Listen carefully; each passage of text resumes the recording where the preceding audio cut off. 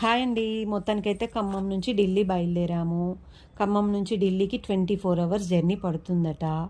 ఈ టైంలో food, water అన్నీ కావాలి కాబట్టి నేను వాటికి కూడా ముందే ప్రిపేర్ అయ్యాను.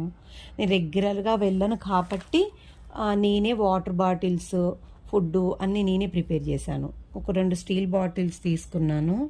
ఫుడ్ కూడా నేను ఇంట్లో మార్నింగ్ నేను బయలుదేరే కంటే కొంచెం ముందు 2-3 గంటల ముందే ఫుడ్ అంతా ప్రిపేర్ చేసుకున్నాను.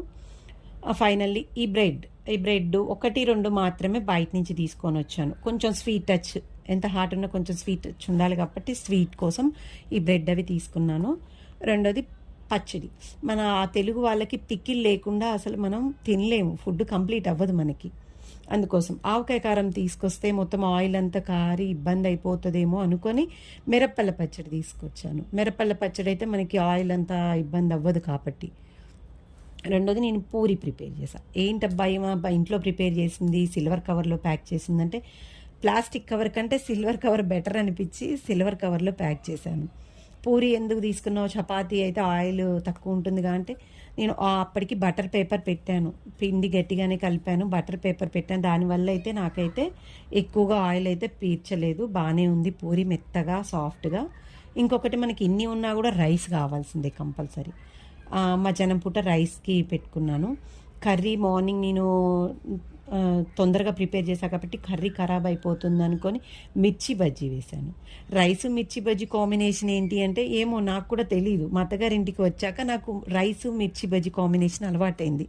రైస్లో కొంచెం నెయ్యి వేసుకొని మిర్చి బజ్జీ కొరుక్కొని తింటారు. ఇంకా అలవాటు నాకు కూడా అయిపోయింది, మా పిల్లలకు కూడా వచ్చేసింది.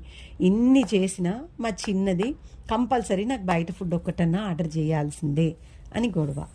సరే ఓకే, తన వరకు మాత్రం ఒకటి బయట నుంచి ఆర్డర్ చేశాము. నాకు పురోసమ్ ఎక్కడో మా హస్బెండ్ అక్కడ బాగుంటుందని వాళ్ళ ఫ్రెండ్స్ చెప్పారంట, తను అక్కడ బుక్ చేశారు.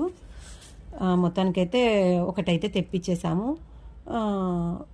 బాగుంది ఫుడ్ అయితే.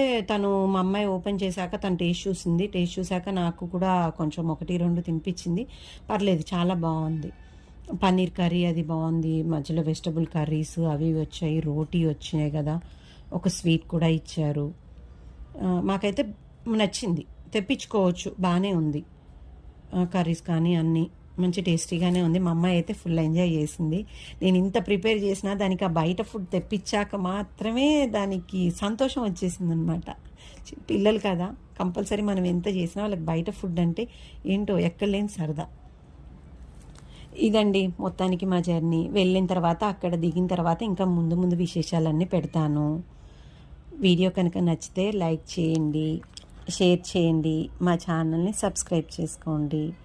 Thank you for